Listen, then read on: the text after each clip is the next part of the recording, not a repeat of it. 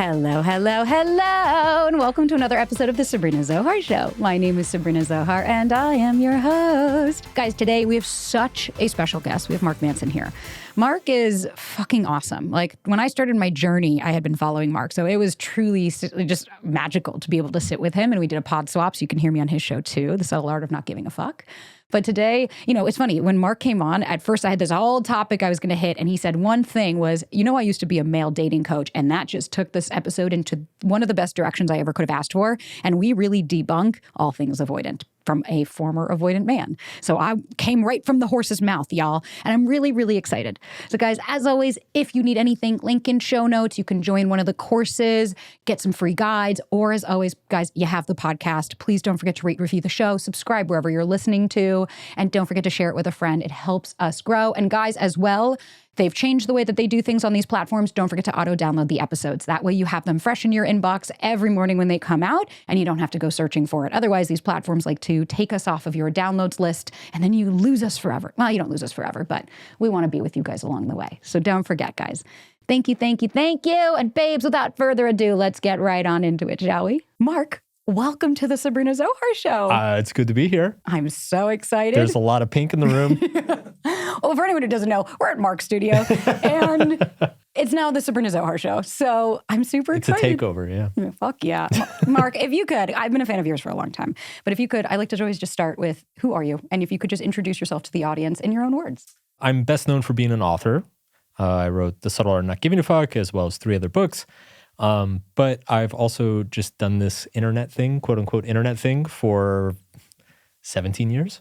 So originally a blogger, now podcaster, YouTuber, speaker, all the things. Fuck yeah. All the things. Well, and I really obviously, of course, love your content because you have the same mouth that I do. And we're not afraid as two former people who lived in New York to use the word fuck and not as sparingly. So yeah. I'm excited. But today, the exciting part for me was to have you here because I think you can really help our audience. And I think a lot of the stuff that you write about is very in line with what we're going to talk about. And it's really about how do you thrive in life and love when you're not really feeling like you're thriving right now, It feels really hard to fucking wake up. And I think, for a lot of the predominant amount of the audience, it's a lot of people that are single. And so there's different, aspects to it. But you've been with your wife for 12 years. 12 years total. Can you share us, because I know you were talking about it's like a fun story. I've been waiting for this story. I'd love to know, because I'm curious, how did you guys meet? How did that evolve? And was it daisies and roses off the bat, or was it something that was a little bit different and not, the beaten path that I think people think that the relationship is going to be? Yeah, well, first of all, I met her in a nightclub, the old-fashioned way. Bumping and grinding. She's Brazilian. I was traveling in Sao Paulo. Met her in a nightclub at about midnight, and she actually shot me down initially. So I walked up to her. I saw her come in the club. We made eye contact. I was like, God damn, she's gorgeous. Saw her go to the dance floor. She was with a bunch of friends or whatever. And a few minutes later, I walked up to her, started talking to her. And she speaks really good English now. At the time, she spoke decent English. But it was funny, she was doing the one-word answer thing that women do when they don't really want to talk to you, but they want to be polite. They don't. What? Yeah. That's so lame. You have no idea what I'm talking about. Yeah. So she was doing the one-word answer thing, kind of looking around, being very distracted. And I was like, okay, she's clearly not into this at all. And by that point, I was 27, 28. By that point, I was experienced enough and mature enough as a man to understand that if a woman's not initially interested, you're never going to convince her to be interested. Just let it go, right? It's fine. It's not personal. Just whatever. Move on. Go talk to the next one. So by that time, I had developed a habit of, in that situation, I just politely thank her for her time and wish her a good night and move on. And so I did that. I said, looks like you want to hang out with your friends, so I hope you have a good night. It was great meeting you. And I walked away. And she was incredibly impressed by that. Especially in Brazil, the men are very aggressive and kind of disrespectful. So she was like, wow, I've never seen a guy do that before. And jump ahead about 4 hours later, I literally bumped into her on the dance floor. Was moving and somebody bumped into me and I turned around and it was her. And she was suddenly like way more friendly. It turned out that she was like being hit on by a creepy guy for like the past 2 hours. And so then when she saw me, she was like, wait, this guy was really cute. Why did I blow this one off? What was I doing? Thanks, creepy guy. Yeah, exactly. Thanks, creepy guy. And so we started talking, and at the time too, you know, for the people listening who don't know, I actually started my career as a dating coach. So you did? You didn't know this? I didn't know that. I did. Oh, Mark. I was a dating coach for about 5 years. Men specifically, yeah. Okay, we'll get to that. Okay, Go on. we'll definitely talk about that. So one of my, whenever I like met a woman that was interested, kind of my go-to question at the beginning of the conversation was always, what's your favorite thing in the world? Because obviously everybody loves to talk about their favorite thing in the world. And then you immediately find out what they value and what they care about, and you can see if you align on it. Oh God. As you were saying that, I was like, dessert. That is so... I love ice cream. And then I see what you care about. And I'm like, fuck, you shallow bitch. Okay, sorry, go on. And so I was living abroad I was living nomadic at the time. I had an online business. I was traveling around the world. I was living in all these different countries. So I was spending 3 months in Brazil. And I asked her, we started talking, and one of the first things I asked her, I said, what's your favorite thing in the world? And she immediately said travel. And I was like, oh, that's cool. I've actually been traveling the world the last 4 years. I've been to 55 countries. And then from there, that was it. That's so we rad. talked until probably 5, 6 in the morning. Okay, and this is like, I mean, you obviously, dating apps were not a thing, but obviously you have fucking communication. Yeah. So you were living there, and then that was it. You guys just kept dating, and then when you were ready to leave, were you like, hey?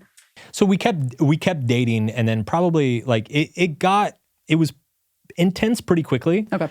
But we got like a month in, and it was clear like I was going to leave a few weeks later, and so there was kind of this awkward like, what are we going to do?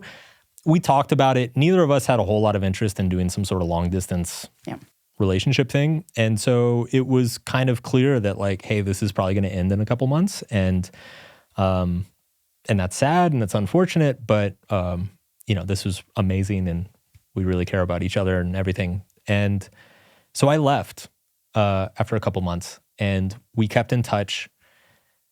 And as the months went on after I left, I just found myself like talking to her all the time, just messaging her, and we would have these great conversations. And then we started having, like Zoom conversations and FaceTimes.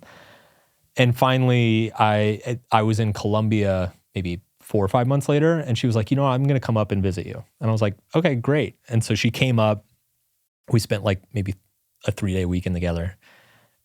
And then it was just clear. It was like, okay, we're an idiot if we don't figure out, like, if we don't pursue this. So it was there, we kind of figured it out. She was like, if I save up for a year, I can take a year-long sabbatical and I can travel with you. And I was like, okay, if you do that, I'll come live in Brazil for a year. And so we agreed on that. And that like bought us 2 years of runway. And so we did that. And then she started traveling with me, and then we never stopped. So what I love about this story is a couple of things, more than a couple, but specifically is I think because we do get a lot of people, like especially now with dating apps, it's so easy to meet someone that doesn't live there by you. And for me personally, I've never been a fan of long distance of like, oh, well, we met on an app, we talked for 6 weeks, we met each other once, and now we're going to pursue this. And you're like, okay, is that realistic? Yeah. Who has the money? Can you go back and forth? Like there's a lot of nuance here. But what I love is that you didn't walk in being like, no, I have to make this work. And you surrendered. You kind of release control the outcome of like, let's see if this happens. And if it doesn't, this was beautiful. Because I feel like, and correct me if I'm wrong, that also takes the pressure off so then you can genuinely fucking connect. Absolutely. And the lack of expectation, I think, was really important. It's funny too, because she and I had both been through long distance relationships previously. And so I think we knew the mistakes that you could make. And we were both very determined to not make those mistakes again with each other. And so we communicated very clearly about that. Like she would tell me, she's like, when I did long distance with this guy, this is all the things that went wrong and why it went wrong. And I had similar stories, right? And so we shared those with each other, and then we were able to kind of navigate and honestly just be realistic about, I think, again, at that point, I was 28, she was 30. We had both been in enough relationships at that point to kind of be adults and understand like just because you love somebody doesn't mean it's going to work out.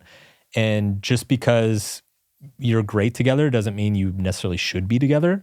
And that there are other things that you need to like make sure are in check and before you jump in head first. 100%. Real quick. Yeah. Let's talk about those things that you did in long distance that didn't work. Because for me, okay, I've done the long distance thing. People ask every fucking day, like, please do an episode on long distance. And I'm like, okay, I'm cynical. So I'm going to come at this of like, doesn't work. I don't like this, blah, blah, because I've had negative experiences. But I would be curious as somebody who would like actually has had like experiences where like, I tried this. What did you see work? What didn't work? Like, I'm genuinely curious of like your experiences with that. The number one thing that I think about long distance relationships is there has to be an end point. There has to be a plan to get out of the long distance, right? Like what I have found is that if there's a couple and they're like, you know what, we're doing this for 2 years, but then he's going to finish school and then he's going to move back or I'm going to move over there and change jobs or whatever. As long as there's an end date, you can make it. Yeah. If there's no end date, if there's no game plan, if it's just like, well, he's 2,000 miles away and we talk every night, it's going to go nowhere. And especially like one friend I had, and she and her husband were long distance, I think for on and off for 10 years. Like they were together for like 10 or 12 years. And it was always like a job would take one away and, you know, things like that. And the one thing she always said, she was like a couple of things. One, she was like, remember, it's not that it's his place or her place or your place, they's, whoever we are. She was like, it's that you both have a place, you know? So like, let's say Brazil and let's say you were here in LA. Okay, boo, you guys have a place in Brazil and LA. It's not, I'm going to her place and she's coming to mine. Right. That, the end game, have a fucking end game. There's no use in just this inevitable, like, I'll get the, you know, we both have 3 kids and we work a job and like, we don't even have the time, but like, I really want to make this work. And it's like, I mean, anything short of growing another version of you so that you can then maintain your life, there isn't a reality here. But the other aspect that I thought was really important, and I was curious to see if you guys had done this, was she was like, every time we left each other, we had plans to see each other again. And she was like, we were clear about not just the like, okay, I'll see ya. Totally. Yeah, I mean, you really have to, there's a logistical side of it that is actually hugely important. It's not romantic, it's not sexy, but you really do have to have these boring logistical conversations of like pulling out your calendars and being like, okay, what weekend can you make work? And okay, what about November? What does that look like for you? And like, I can come for 3 days, but it's going to be weird. My mom's going to be in. It's like, okay, well, we'll figure it out when that happens. It's not sexy or fun or romantic. You're not going to see it in any movie, but that's the nuts and bolts that's required. And I think the communication, I think communicating expectations as well is extremely important in terms of like, how often are you going to talk on the phone? How often, like if you text them and they don't respond for a day, is that going to be a problem? Or, you know, how often do you want to be in contact? How often do you want to be checking in with each other? How often do you expect phone calls for each other? If you're not clear about that as well, then you're just going to have a bunch of very preventable fights along the way. This episode is brought to you by BetterHelp. Guys, what makes you feel cozy during the winter months? For me, when I lived in New York especially, I would get cozy on the couch with Clemmy. And guys, that's actually been something that's been hard for me, is getting past the fact that like my dog has passed away now for 2 years and winters are looking different without him. Even though I have this amazing new family and dog, you sometimes just never really forget the people from your past, especially the doggins from your past, which is why I love therapy. That's why I love BetterHelp. Working with my therapist, going through EMDR, and that's the best part of BetterHelp is you can find a therapist, a licensed clinician to work with in every aspect of life, whether that's CBT, DBT, doesn't matter. BetterHelp has it. And guys, if you're thinking of starting therapy, give BetterHelp a try. It's entirely online. It's designed to be convenient, flexible, and suited to your schedule. So visit betterhelp.com/Sabrina today to get 10% off your first month. You get to find comfort this December with BetterHelp. That's BetterHelp, HELP.com/Sabrina. 100%. And same with like, even also knowing, I would imagine like what your threshold is that you're accepting. You know, I had some people write in saying, you know, oh, well, I want to make like the person I'm dating, he's going out to dinner with a woman and I'm not okay with this. And it's like, yo, if I were on the receiving end of that, I'd be like, I'm sorry, I'm not allowed to go out to dinner with a friend. Like that's too of like understanding as well that, like you said, just because you might care about each other, just because you love each other doesn't necessarily mean you're right for each other. Yeah. But I think when it comes to long distance, especially because, you do have an added, I mean, you have a fucking literal wedge in between. You can't just say, hey, I'm coming over or I'll see you in an hour. And I think especially those with like that high anxiety I can't see this being a positive at the end. I think it's a really good point. Like, you can definitely survive jealousy in person, but in long distance, if one or both people are very jealous, you're not going to have a good time. Doesn't sound it. No, it's not going to go well. Did you ever have that? Yes. Oh. And it fucking sucked. Like, it was, this was back in the Facebook days. So, the days. So it would be something like, I don't know, like a friend of mine would post photos of me at a party and tag me, and it's me drinking, and there's like 2 or 3 girls next to me. Next thing I know, I'm getting message like, who's this girl? Who is she? How do you know her? How long were you there? What time did you go home? I'm like, I don't know. When you seem, correct me if I'm wrong, you seem so much more secure, right? Like, I don't get, and was that something that you would feel like you resonated, or did you more so go lean a different way? Over the years you've grown. I was very avoidant. Okay. For a long time, yeah. Interesting. How did that manifest for you? Because if it's different slightly for everybody. I like literally got on planes and went to another country. You're like, remember that nomadic thing? Yeah. That wasn't a coincidence. Okay, curious though. When you met your wife, what shifted for you? Or were you at that point ready? Because I think this is an important question we need to clarify for people listening. Like, oh, he's avoided, I can change him. It's like, no. You can't. You can definitely influence. And if the person is aware of their insecurity and their issues and already working on it, you can contribute and help. But if he's not aware of his insecurity issues, and B, not willing to work on it, there's nothing you can do. That's just true with everybody, like, no matter what issue is going on. But for me personally, I had a long history of avoidance. In my previous relationships was, in my teens and early 20s, was just a very unavailable boyfriend. I would kind of freak out a lot and push away. I was unfaithful a number of times. And then when I became single in my 20s and I started this whole nomadic thing, at first it felt like the world was my playground. I'd basically go to a new country every couple months, go out and party every other night, meet a bunch of local girls. I was having fun. It was great, and then anytime I start to like feel too close to somebody, it's like, oh, well, my visa's expiring and time to go. The cab is here. The flight is going. Yeah, have a nice life. Were you aware of it? Like, prior to that, were you cognizant of like, oh, I think I'm pushing her away? Because I'm going to use you for this second, because it's interesting for me to understand inside the brain, outside of my partner, who's the only other like avoidant I can really pick, prior, it was somebody who has that avoidant tendency. Yeah.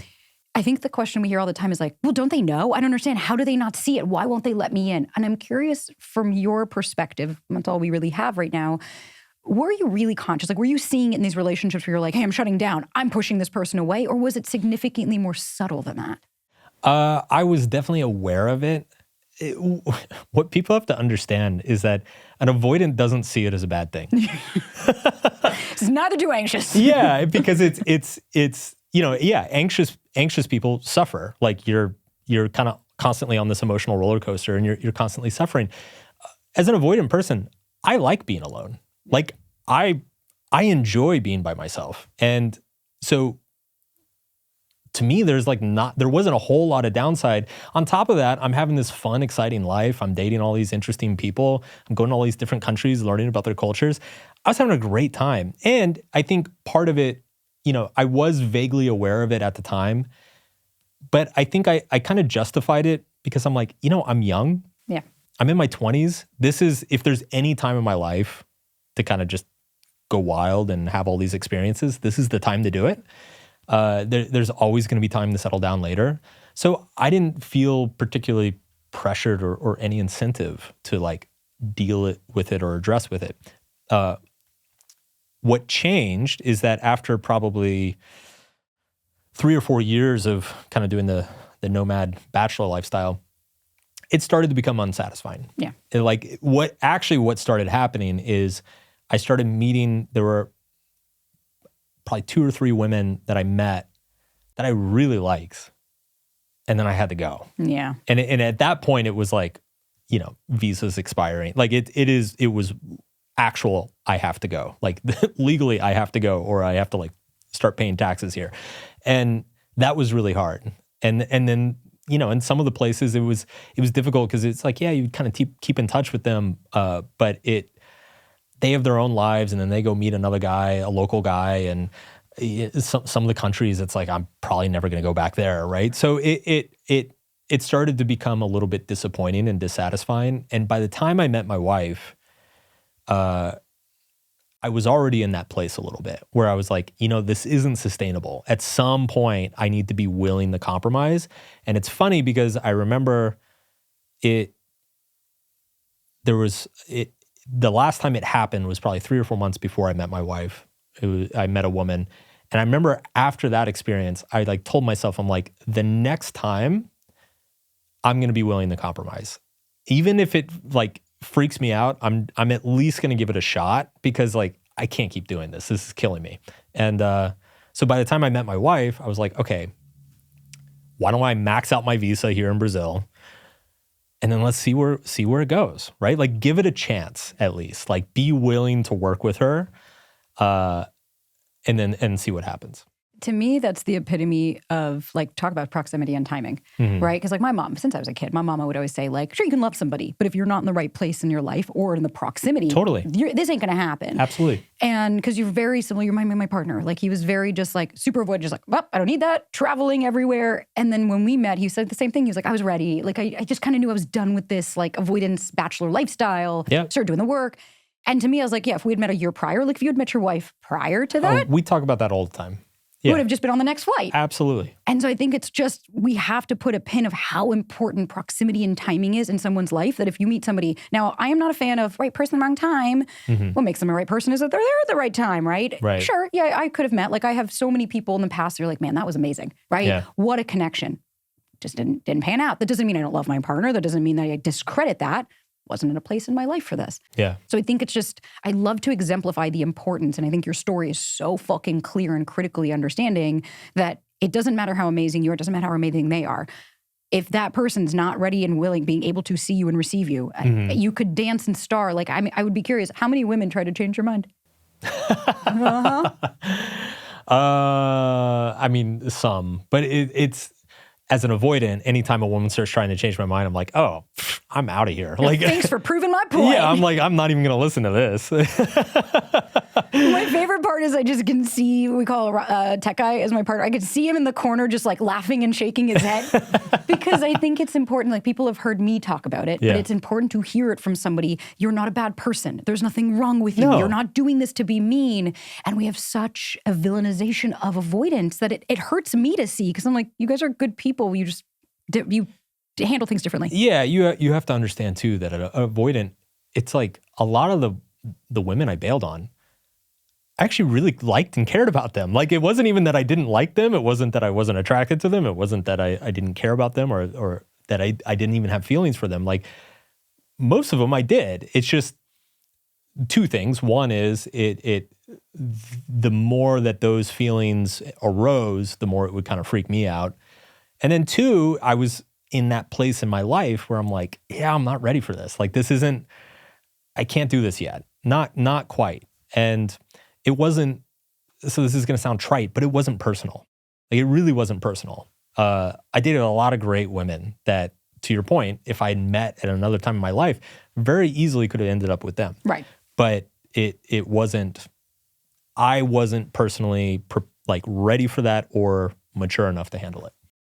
This episode is brought to you by Quince. Guys, it's great when you can get someone a gift they wouldn't necessarily get for themselves. You know, that little bit of luxury that they didn't know they're missing. Like, I don't know, the linen sheets from Quince. Guys, you know I won't stop talking about these because these are literally the best sheets I have ever laid on. I just made my bed. I couldn't wait because we have 2 sets. That way we don't ever have to wait for the machine to be done and we can get right back into being cozy. And what I love about Quince is they let you treat your loved ones and yourself to everyday luxury at an affordable price.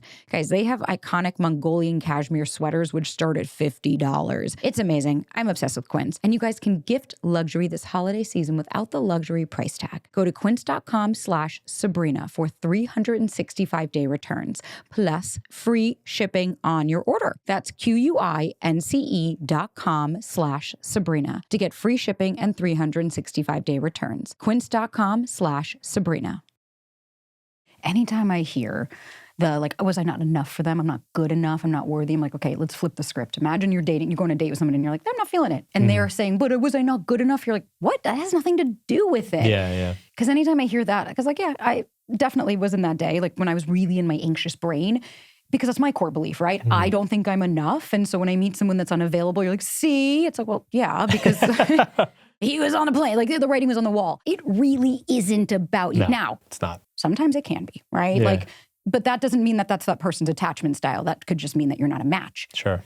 But I think, I don't know, I was just really excited to jump on this bandwagon with you. And I'm curious because when I asked Ryan about his process to move on from, because like, people ask all the time, like you talk about that anxiety to secure, but what about going from avoidance to secure?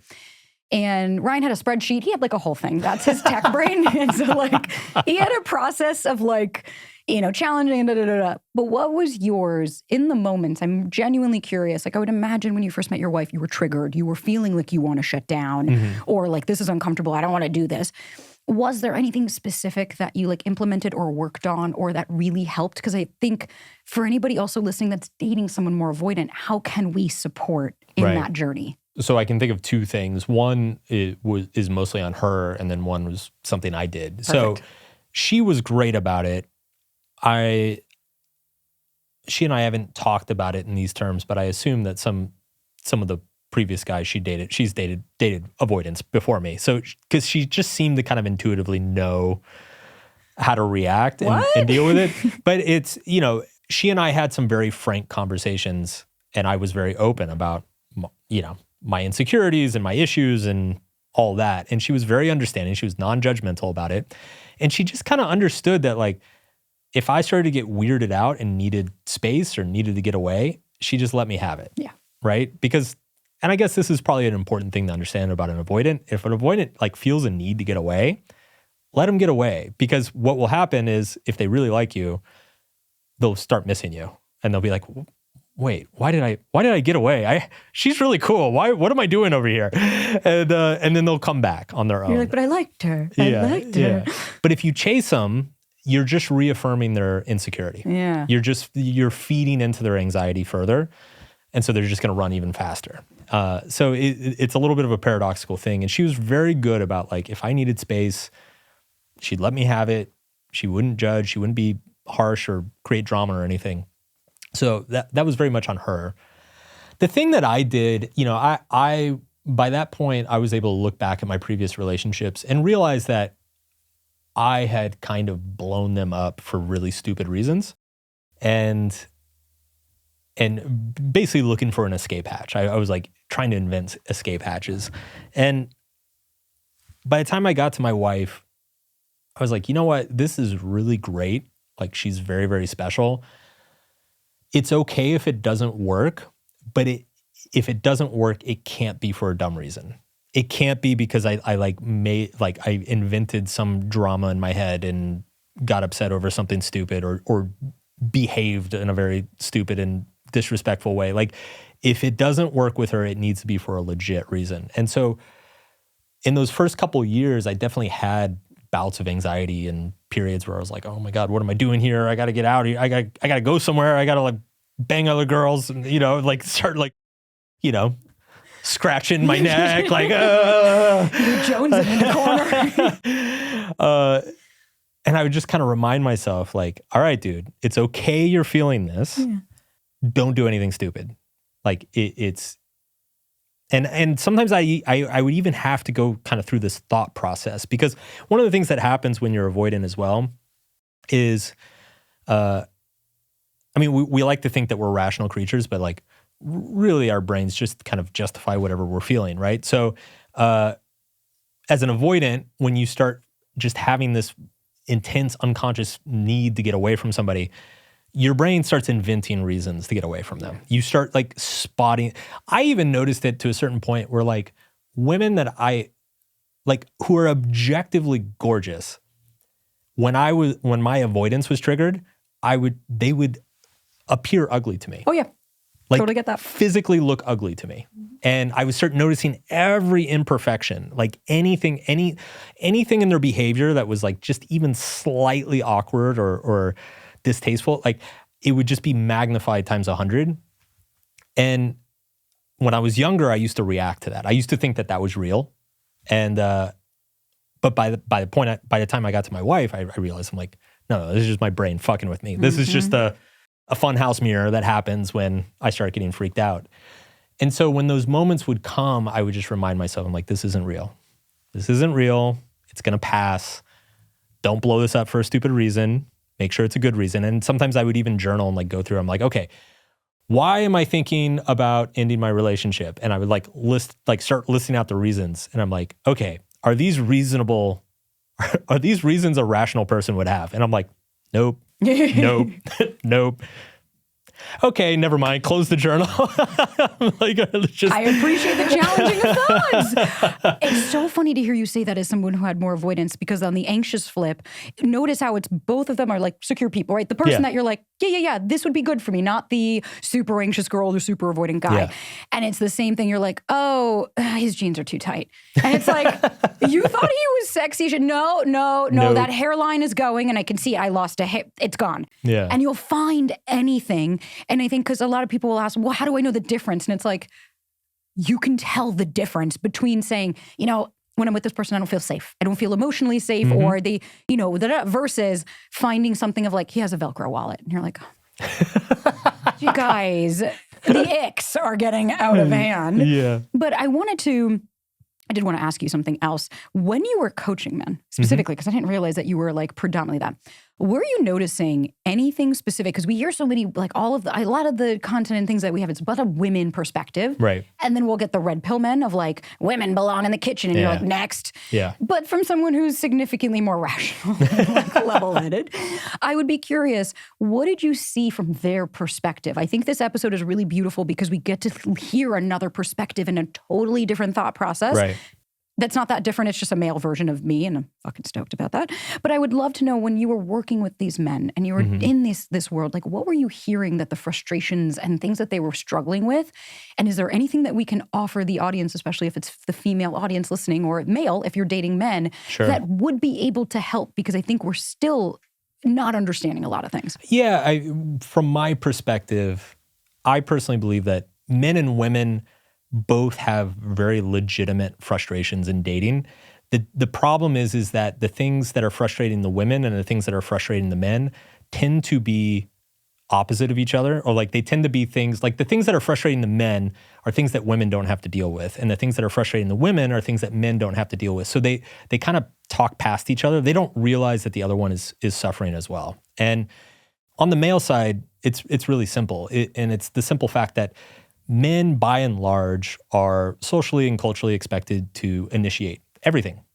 And to initiate anything, you have to put your reputation on the line, put your emotions on the line, make yourself vulnerable, expose yourself to rejection, expose yourself to embarrassment in front of your peers.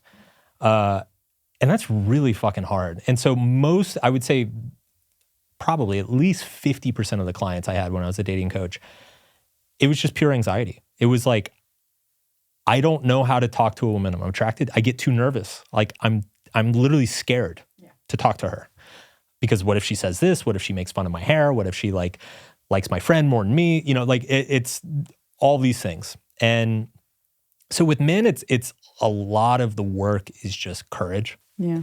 It's just like, doesn't fucking matter, dude. Like just shoot your shot. If it misses, it misses. It happens to all of us, right? It's just kind of reassuring them that it's going to be okay.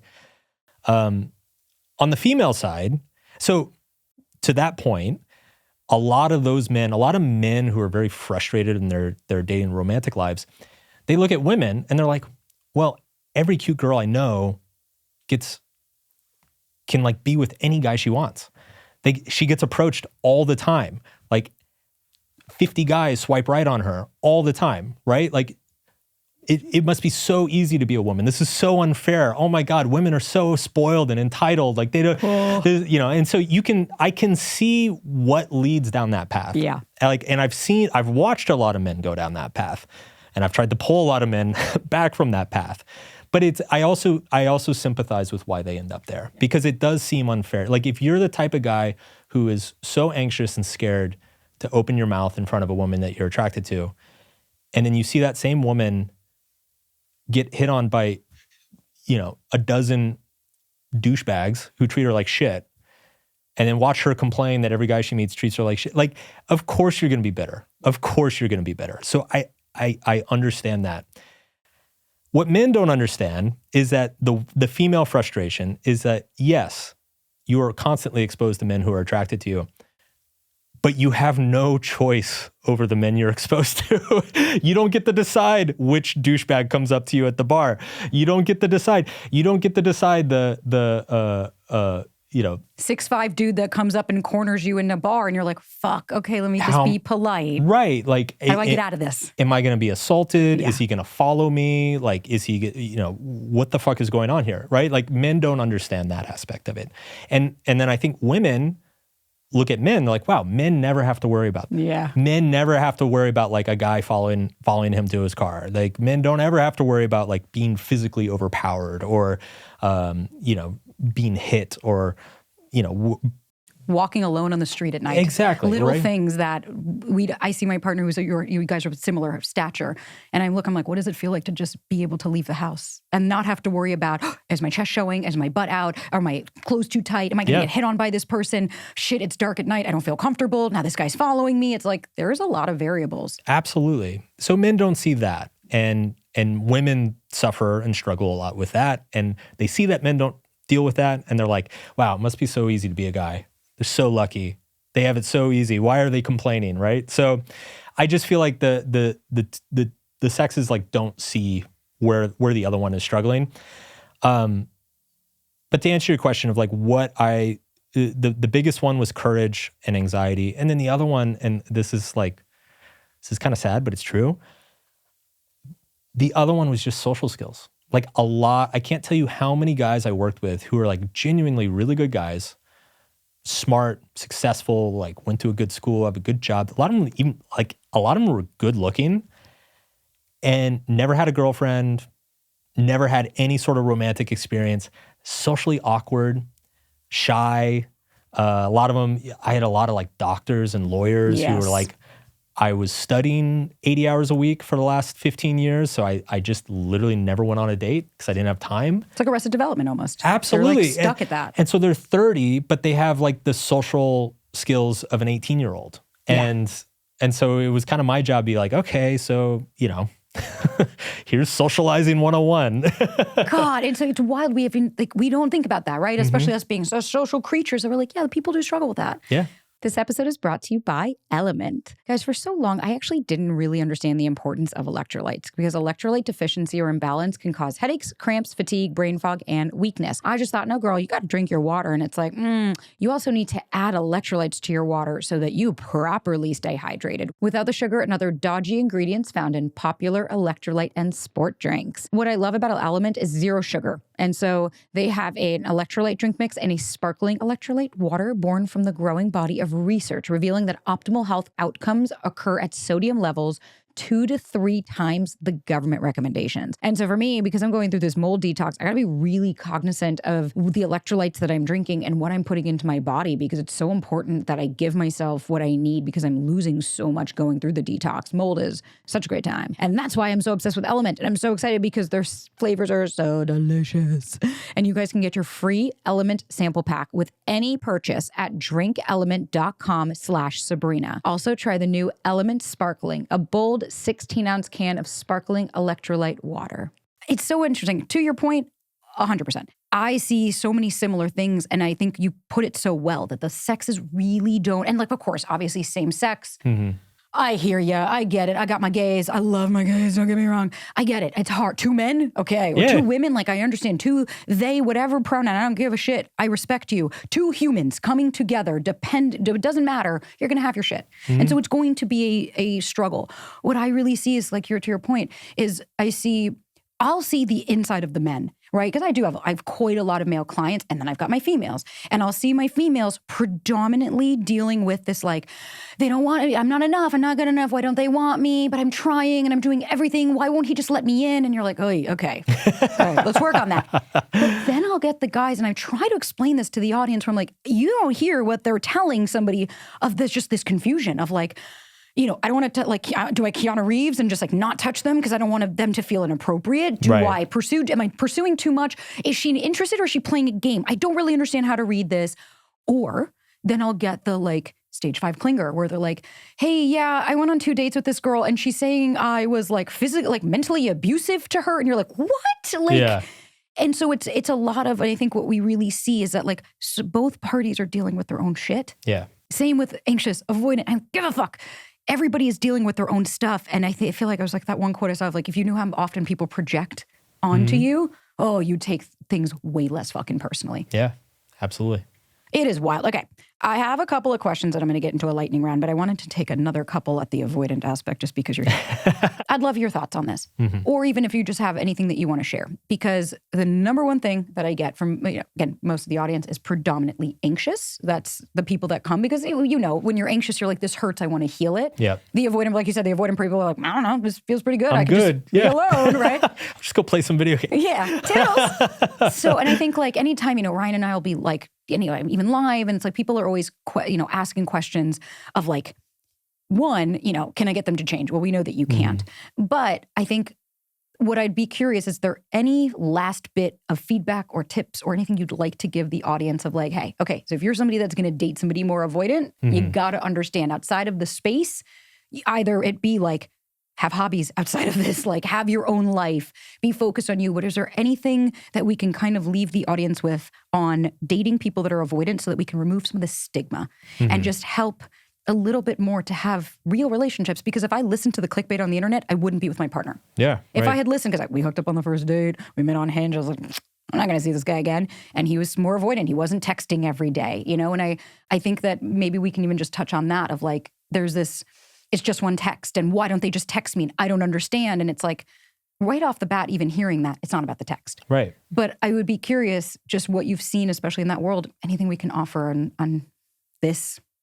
I think it's just important to be aware that your standards and expectations for things like communication, for intimacy, for doing things together, like everybody has a different standard around that stuff. And avoidant is generally going to be, their standard is going to be much lower, right? So to an avoidant, a text a day feels like a lot, right? And it's not that they don't. I know it. Yeah, and it's not that they don't like you. It's not that they don't care. It's not that they're not thinking about you. It's just like, that's a lot, right? And it's again, it's not personal. And then I just think that the most important thing you can do is learn to be comfortable. If somebody is pulling away from you, learn to be comfortable allowing them to do it. Because one of two things is going to happen.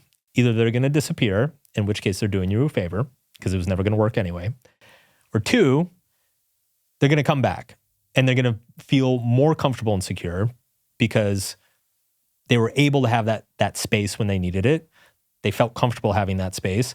They feel comfortable coming back. And that is the actual healing process for the avoidant, is seeing that like, oh, okay, I can freak out when things get too close, but nothing goes wrong. Like there's no fire to put out. There's no drama.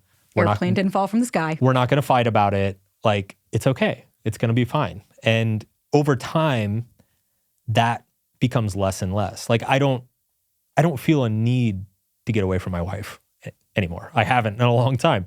I don't feel, in fact, now if I'm away from her for like more than a couple of days, I fucking miss her like crazy, So like it's over time, that need to get away, that need for space, that need for isolation or being alone, like it becomes less and less and less until it's just not there anymore. We hurt in relationships, we heal in relationships. I know when my partner and I first started dating, I shared this story before, but like it would literally be if I stayed over, which we didn't do sleepovers very often. I don't sleep well in someone else's bed. So for anyone who asks, I am the one who wants to sleep in my own bed. It's not, because it's like a new thing. But I remember like it would be Saturday. I'm like, oh, I got a Saturday night. I get to sleep over on a Saturday night. Like, cool. We can just like lounge all day on Sunday and do nothing. Nope. At 11:59, it was like my bag was packed. The stuff was by the door. And I'd be like, oh, you folded my laundry for me. And it was like 12 o'clock on the dot. Like, I need you to go. Yeah. And at first, I could have totally taken that personally. And the first couple of times you're like, I kind of feel like a brothel. Like, this is a little weird. Like, it's a time up. But then like you said, I was just like, okay. And I let him have the space. And then inevitably, I think after like another couple of months, when it was time to, hey, I want you to be my girlfriend, I brought it up and I said, listen, you want me all of these things, but yet you push me away when I try to get close to you. And that was the conversation of, you're right. Yeah, okay. And so then 12 o'clock turned into 3 o'clock. And then at 3 o'clock, it was time for you to go home. And then 3 o'clock turned into 6. And then it turned into the next day. And then it turned into 3 days together. Because to your point, anytime he said like, babe, I need the space, or like, I need to be alone, you got it. Yeah. I don't need to argue with you. The issue that I have with anybody, I don't care what your attachment style is, if you don't communicate, like, hey, I need a day. Right? I was curious, like when you would need the space, would you communicate like, I just need 24 hours alone? Because I get that a lot. Well, people write in and say like, the guy said like, he just needs a break and it's been like 2 weeks. You're like, it's 2 weeks and this person needs a break already and you haven't heard from them in 4 days? Yeah, that's not a break. That's a breakup. Exactly. It's like, that's that. Yeah. Because I was like, to me, any more than 24 hours, you're like, all right, come on, get a fucking pair. Let's talk. Yeah. Okay. Yeah. I mean, I would always communicate that and it was fine. I mean, it was, even still to this day, I mean, there are days where I'm like, I just kind of want to like play video games and watch football. Like, I don't really want to talk to you. I don't put it in those terms, but like she understands that it's not personal and it's, it's whatever. So it's, I mean, I'm a huge proponent in general of just uncomfortable, like when in doubt, uncomfortable honesty all the time for everything. And preferably if possible, try not to ever attach judgment or blame to any of the honesty. I mean, back when I was a nomad, one of the things I learned pretty quickly is when I went to a country and I'd meet a girl, I learned to just tell her immediately. Yeah. This is the deal. I'm here for 6 weeks. I'm probably never going to come back. If that's a deal breaker for you, I totally get it. But if you want to have fun for 6 weeks, let's do it. Here we are. And sure enough, about 50% of the women were like, yeah, I'm not on board with that. And I was like, cool, great meeting you, right? And it like, ultimately, it saved me so much pain and heartache and fights and arguments and drama, saved her so much wasted time. Like, just be honest. Just say what you need and say it in a way that like, you're not judging or blaming the other person. And like, that's like the 20 that solves 80% of the issues. And to your point, thank you for saying that, because what you exemplify is that like, being avoidant, right? It's not an excuse for bad behavior. It's not an excuse to be like, well, they just don't communicate. It's like, again, that's not somebody who has avoidant attachment style, because notice how you would want to leap when it would get, intimacy was getting too close. Like there was a trigger. It wasn't just, I've had people write in where they're like, I asked for a hug and he called me clingy and told me that like I'm too needy. And it's like, that's not anxious. That's an asshole. That's an asshole. That's an asshole. That's just a dick. And it's like, we need to, I think also that's why I'm glad we're having this conversation, because avoidant attachment is when you're triggered, right? Like it's not just out of nowhere being like, well, I don't want to talk to you right now. And you're like, what? Yeah. But I just asked you what table you want to sit at. So, okay. Lightning round. Welcome to speed dating. All right. You are kicking this off, by the way. Okay. Because normally I just ask questions along and I'm like, no, we're going to go on a speed date. Okay. So I'm going to ask you first thoughts. I'm curious. And these were audience write-ins. So these are people that really wanted your thoughts on this. About how to be okay being the single friend. All else in my life is great, but being single just seems to hurt. How do you handle being the only single person, especially like friends and family? Everybody is coupled up. I mean, I would ask, why do you feel judged? Like, why do you feel like you're being measured by that metric? It's funny because I again, as an avoidant, I never understood this because I always liked being single and by myself. But I've never understood like and again, I think there's a lot more cultural pressure on women to measure yourself by your relationship status, to measure your self-worth by your relationship status. I think there's a lot of cultural pressure for men to measure their self-worth by their sexual experience and women to measure their self-worth by their romantic situation. And I think both are stupid. Like, neither one makes sense to me, right? So, and I think both are unhealthy in their own way. So if you're happy, I mean, the best way to find a good person is to be happy by yourself. So it's like, just work on being happy by yourself. Spoiler alert to anybody who's listening. I was her. I was the one that everybody else was coupled. And I was always the single one at the parties. And I was always the single one going. My sister had been married since she was 19. Like she met her husband. They've been together for 20 years. Everybody else. And I was always the single friend. Yes. Was it shitty? Was it sad? Yeah. I have a partner now and I get to bring him along. It's not like all of a sudden you're like, oh my God, my life is perfect. Yeah. It's like, don't get me wrong, I love it. You're still battling your own shit. You're just now not going alone to a party. You just have a partner that you're going to a party with. Well, and guess what? Bringing your partner to a party introduces its own problems and frustrations. It sure fucking does. So you're kind of just trading one problem for another one. That's one way to look at it. Love it. Okay. So how do I remember what I truly want and love when work or love sucks? So I think we just have a lot of people like loneliness was the number one thing that people wrote in of like, Wow. how do I get past this? I feel so lonely. And I wanted to ask your thoughts on that because like, we've all been there, Yeah. you know, when everything feels like it's shit. Yeah. How do you hold on? Yeah. What was this specific question? How do I remember what I truly want and love when everything sucks, pretty much? I think there's a lot of value in thinking back to the things that you loved when you were young, when you were a kid or a teenager. Things that, like, if you think back to your childhood, like, what were the things that you would just do for hours? Not because anybody told you to do it, not because it was like for a school project or there was any sort of like validation or any, like, what did you just get lost in as a child? And try to remember that and maybe go back and revisit that. I think generally what happens, and this is particularly true, I think codependent people are more prone to this, is that there's so much social pressure and exposure to different social incentives to be a certain person or to achieve a certain thing or to impress certain people. We get so wrapped up in those things and we do them for such a long time that we actually forget who we are ourselves, that like what we actually like when nobody else is around. And oftentimes like I run into people who have like literally gone decades without actually doing something for themselves. And so for somebody like that, it is a very difficult challenge to get back and find that. And I think the step one is to perhaps cut off some of that social exposure and maybe not expose yourself to so much stimulation or validation. And then step two is just like really try to remember who you were when you were young and experiment with some things. I'll tell you this. You think all this pink is an accident? No. This is, as you're saying that, I was like, oh yeah, you mean all that? Because that's how I found myself, was like, what did I love that people made fun of me for when I was a kid? What did I have to hide as myself, right? Like my siblings all made fun of me, being like, you're preppy and you like all this pink. And, you know, they're all like grungy kids and everybody wore black. And then there was me and I was like color and bright. Yeah, I hid that part of myself for a while. And it's like, let your freak flag fly when you're an adult and I can buy all this shit. Okay, another couple. Okay, I think you'll be able to answer this. Yeah. How to stop negative self-talk when it's become a habit. Those loops are fucking gnarly. Yeah.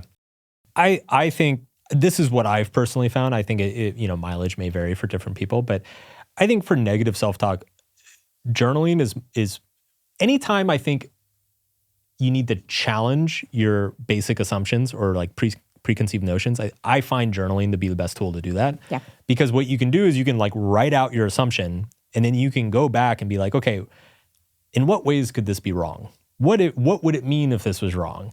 What am I missing here? What would have to be true for the opposite, to be the case? And you can do all those mental exercises and write them out and see what that looks like. And what I personally find is that often the act of doing that, of writing it out, you start to realize how just absurd and ridiculous it is. and so then the next time those thoughts come up, you're like, oh, it's these thoughts again. Why are these thoughts here, right? You gain a little bit of separation from them. And it's until you have that separation from them that you're not just buying into them every time they pop up, you're not really going to be able to eliminate them. Totally.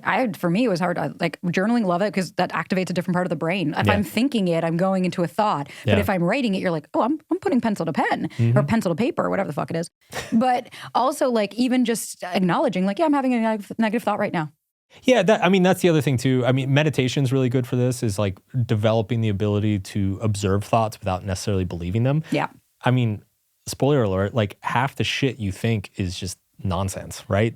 And so I'm going to go 90% for me, but yeah. Yeah, it's a lot of thoughts arise in your brain that are completely irrational and untrue and ridiculous. So I personally found meditation very useful for like developing the ability to like spot those thoughts as they go by and be like, oh, look, it's that nonsense negative thought again. Like a cloud. Yeah, and you let it go. Okay, last question. This is a therapist who was a fan of yours, and she wrote in. And she said, a lot of people, I've been talking about this a lot with my clients, and a lot of people confuse thriving as life is great, there are no problems. How can the two work in tandem? And she really wanted your thoughts on this of like, how can we bridge the gap? Because it's true. I think we see it as like, oh, it's either there's no issues or life sucks. And you're like, there's a Venn diagram. Yeah. In The Subtle Art, I write something like, improving your life isn't about getting rid of your problems. Improving your life is about replacing problems you don't like having with problems you do like having, right? An easy example, right, is like, I don't know what you did. Oh, you did fashion before this, right? I'm assuming this is an upgrade. Oh, yeah. Yeah. So having a podcast, plenty of fucking problems, plenty of stress, plenty of anxiety, plenty of issues to sort through and deal with, right? But you would much rather have those stresses, anxieties, and problems than the previous stresses, anxieties, and problems. So you haven't actually gotten rid of your stress and anxiety and problems. You've just found better ones, right? And that is essentially what self-improvement is you take shitty problems that you don't enjoy having and you replace them with problems you're happy to have and that you actually thrive and enjoy having.